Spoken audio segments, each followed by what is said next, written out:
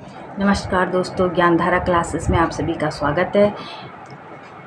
कैसे हैं आप लोग? आई होप कि अच्छे ही होंगे और अच्छे से अपने आगामी एग्ज़ाम की तैयारी कर रहे होंगे। मैंने इसी क्रम में हिंदी एवं शिक्षण अभिरुचि से संबंधित एक सीरीज चलाई हुई है। तो हिंदी में मैंने आपने देख ही ली होंगी वीडियो, जिन्होंने नहीं देखी वो देख लें। और अब इसमें मैंने अधिगम वाला चैप्टर चल रहा है शिक्षण अभिरुचि में, और इसमें स्किनर हो गया, थॉर्नडाइक हो गया और पावलोव को मैंने पढ़ा दिया है। आज हल का प्रबलन सिद्धांत पढ़ाएंगे।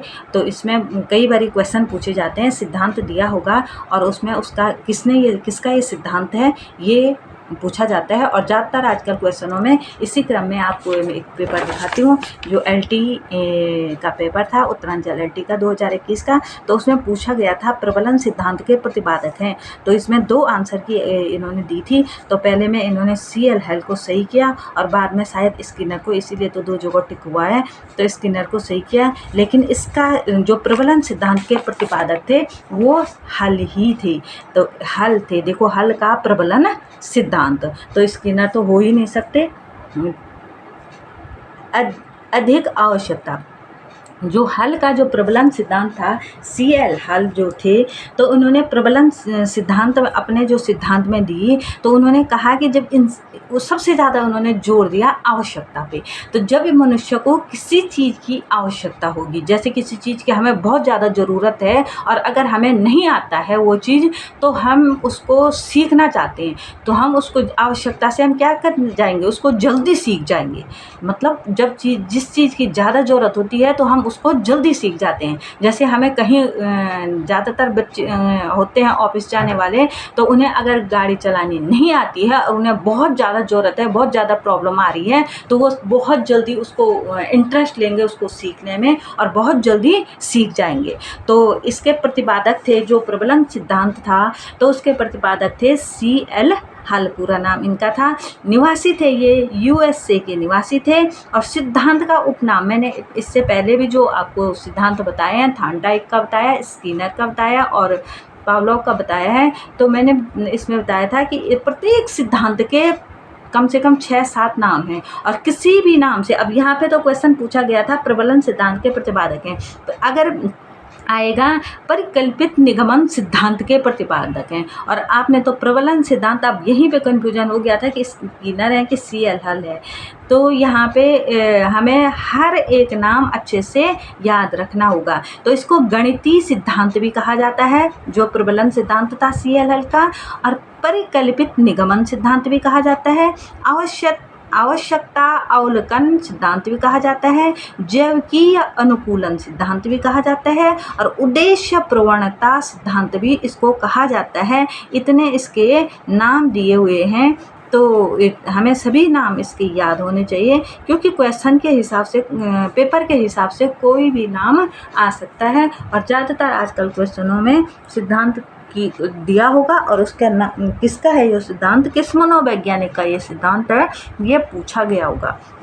तो उन्होंने जो प्रयोग किया था अपना, तो वो किया था एक बिल्ली और चूहे पे। जैसे थॉर्नडाइक के ही अनुसार, थॉर्नडाइक पावलोव के ही अनुसार उन्होंने बिल्ली और चूहे पर ही ये प्रयोग किया था।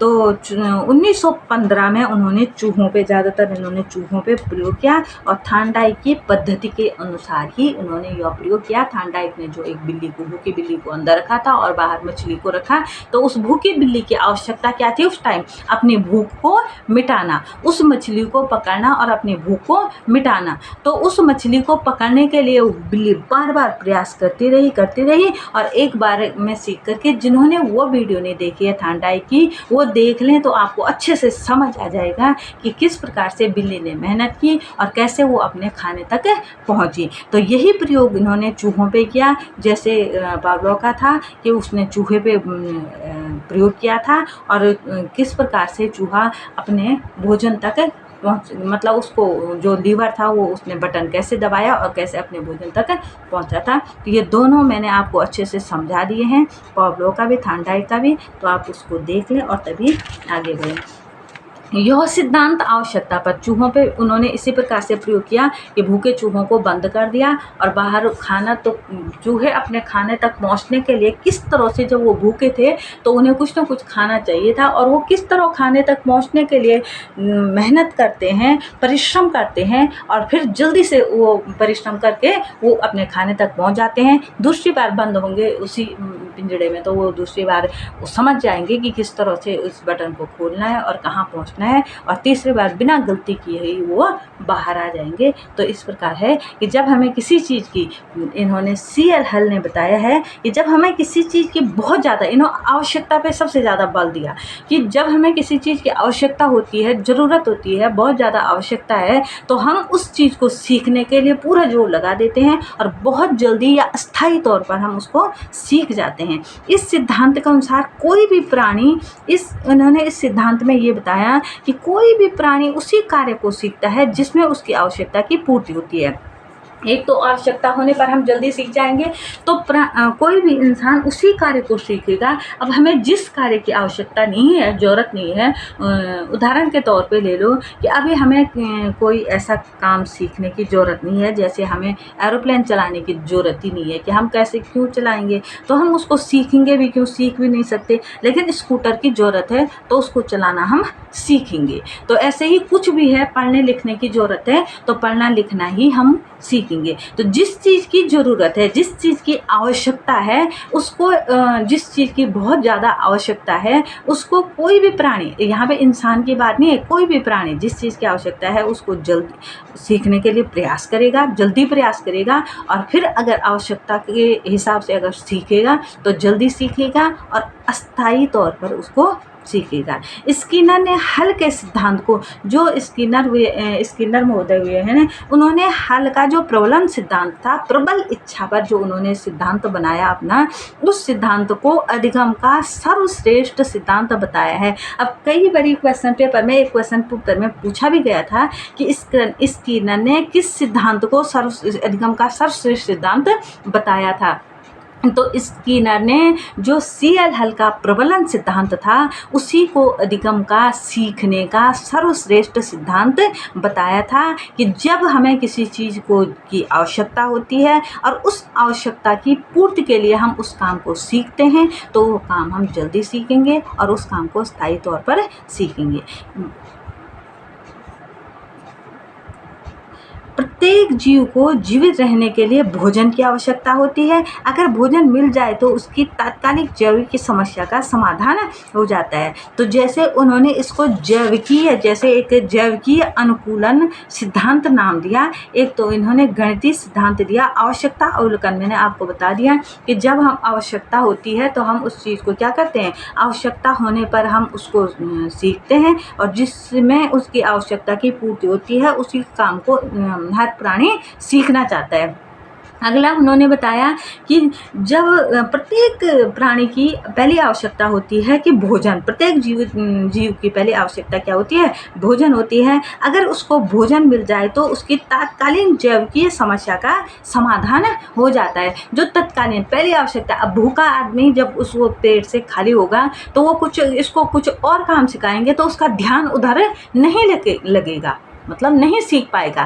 कहने का मतलब ये था उनका कि पहली आवश्यकता इंसान की है भोजन, इंसान ही नहीं जीव की, प्रत्येक जीव की पहली आवश्यकता भोजन है। तो अगर उसको भोजन मिल जाए तो उसकी तात्कालीन जैविकीय समस्याओं का, जो समस्या है उनकी जैविकीय, उन समस्याओं का समाधान हो जाएगा, और इसी को उन्होंने जैविकीय अनुकूलन सिद्धांत नाम दिया था। इसके हिसाब से हल ने प्रबलन के सरलीकरण, हल ने जो पुनर्बलन का जो सरलीकरण था, मतलब कहने का ये था कि सीखने में, जब हम कोई कार्य सीखते हैं उस सीखने में पुनर्बलन का होना जरूरी है। मतलब जब बच्चा पढ़ता है, जब हम उसको पढ़ाते हैं, सिखाते हैं कुछ, पढ़ने से मतलब केवल पढ़ाई से नहीं है, कि जब हम उसको सिखाते हैं कुछ तो उसमें पुनर्बलन का होना जरूरी है। पुनर्बलन मैंने आपको पीछे अच्छे से समझा दिया है अधिगम वाले चैप्टर में कि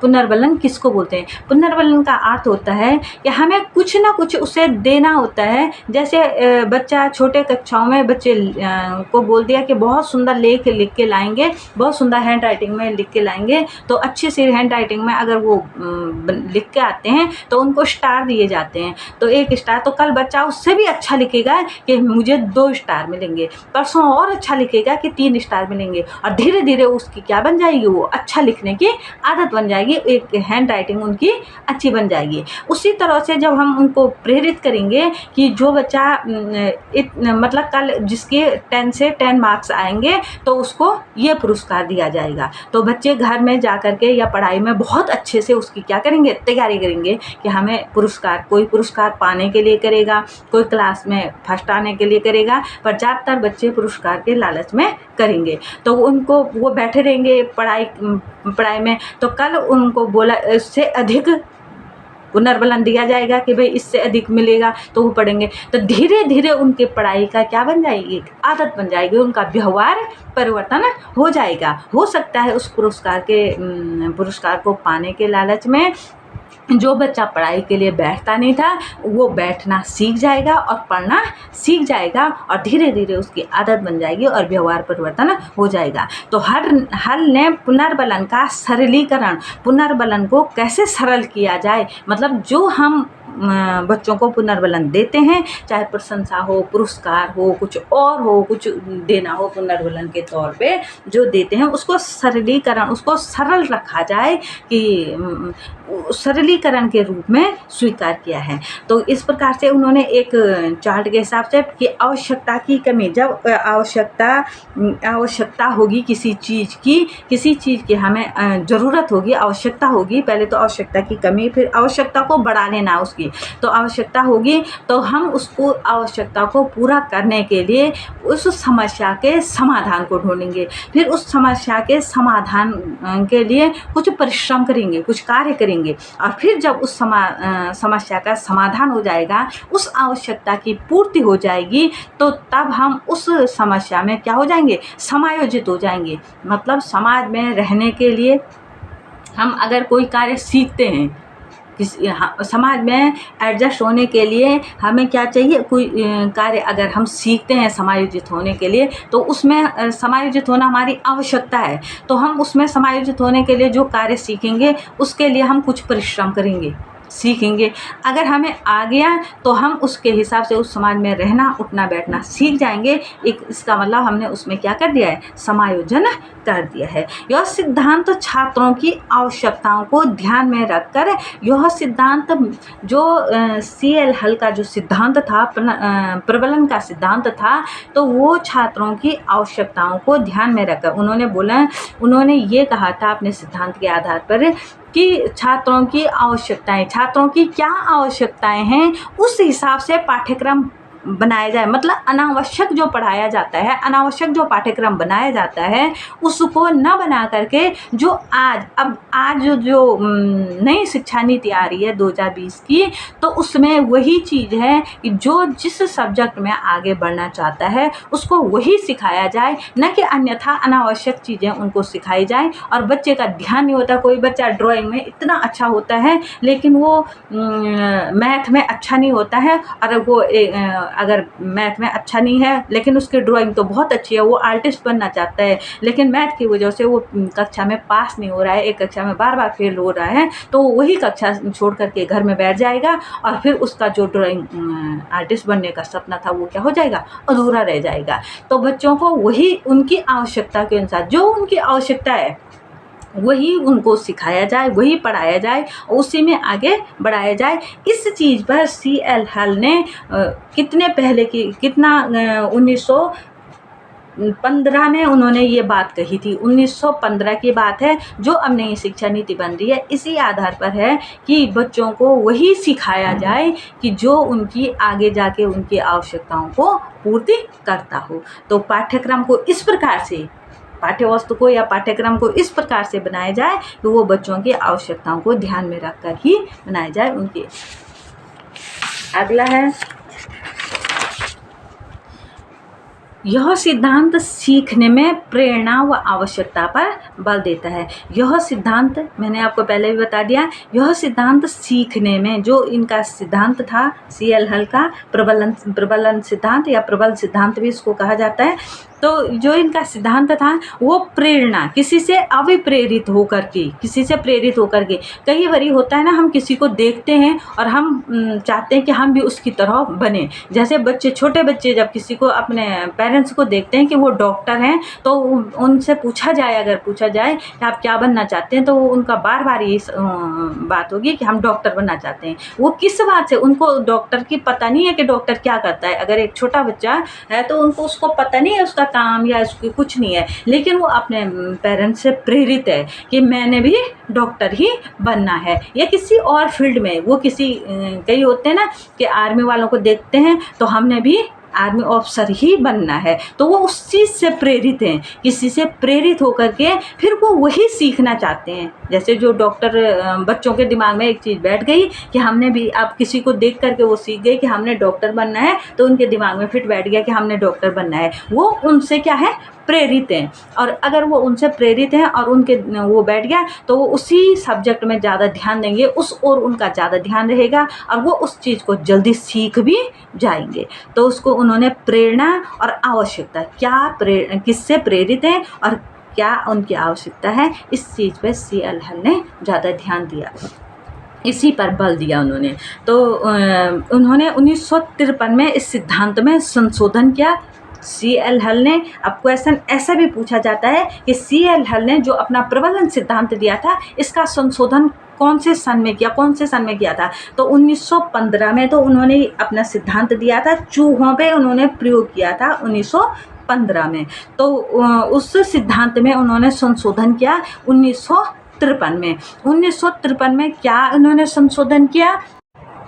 तो CL हल ने जो सिद्धांत दिया, इस हल ने इस सिद्धांत को SR थ्योरी का ही अनुकूलन कहा है, SR थ्योरी का ही अनुकूलन इसको कहा है। और उन्होंने, मैंने आपको पहले बताया कि पुनर्बलन के सरलीकरण के मतलब, जो हम सीखने में पुनर्बलन रखते हैं तो उसको सरल और सीधा बनाया जाए। तो उन्होंने, हल महोदय ने इस सिद्धांत को SSRR अधिगम सिद्धांत भी कहा है। हल महोदय के इस सिद्धांत में उन्होंने 1953 में संशोधन किया, और जिसके पश्चात उन्होंने कुछ बिंदुओं के द्वारा अपने सिद्धांत को संशोधित करके बताया है। क्या बिंदु थे ये? प्रणोद उद्दीपक, ह्रास, उद्दीपक की तीव्रता, प्रोत्साहन, लक्ष्य अनुक्रिया और आदत समूह। कैसे? जब किसी उद्दीपक का वो, जब मान लो, अब मैंने बताया ना आपको कि जब हमें पता है, लक्ष्य पता है कि हमें उस लक्ष्य तक पहुंचना है।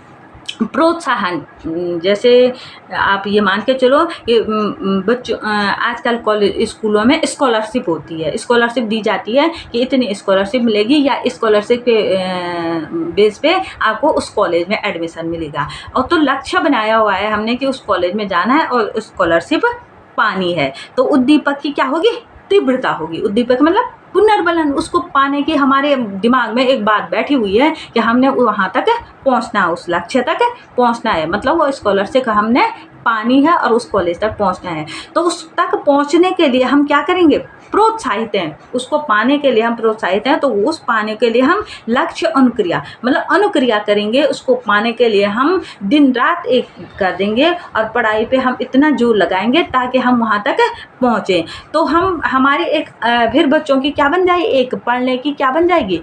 पाना तो उन्होंने उसको था, पुनर्बलन को था, उस प्रोत्साहन राशि को पाना था, लेकिन उसको पाने के लिए वो दिन रात मेहनत करते रहे, और मेहनत करके वो मेहनत करना सीख गए। जो कार्य वो कर रहे थे उसको करना वो सीख गए, पढ़ना सीख गए। और उसके बाद अगर उन्हें वो चीज़ मिल भी गई तो उसके बाद उन्हें सिखाना नहीं पड़ेगा कि इतने घंटे आपको पढ़ना है, इतने घंटे बैठना है। फिर उनकी वो क्या बन जाती है? धीरे धीरे आदत बन जाती है, और आदत समूह यानी आदत बन जाती है, और व्यवहार परिवर्तन हो गया, उनका आदत बन गई। अब उन्हें वो चीज़ सिखाने की ज़रूरत नहीं होती है। कहने का मतलब ये है कि अगर हमें किसी चीज़ में कोई चीज़ हमारी आवश्यकता है, फिर आवश्यकता में हमें प्रोत्साहन मिला है उस चीज़ से, तो हम उस आवश्यकता को, उस चीज़ को पाने के लिए अच्छे से वहाँ तक जाने के लिए क्या करेंगे, अनुक्रिया करेंगे, यानी अच्छे से हम क्या करेंगे, उसको जाने पाने के लिए काम करेंगे, कार्य करेंगे, सीखेंगे उसको,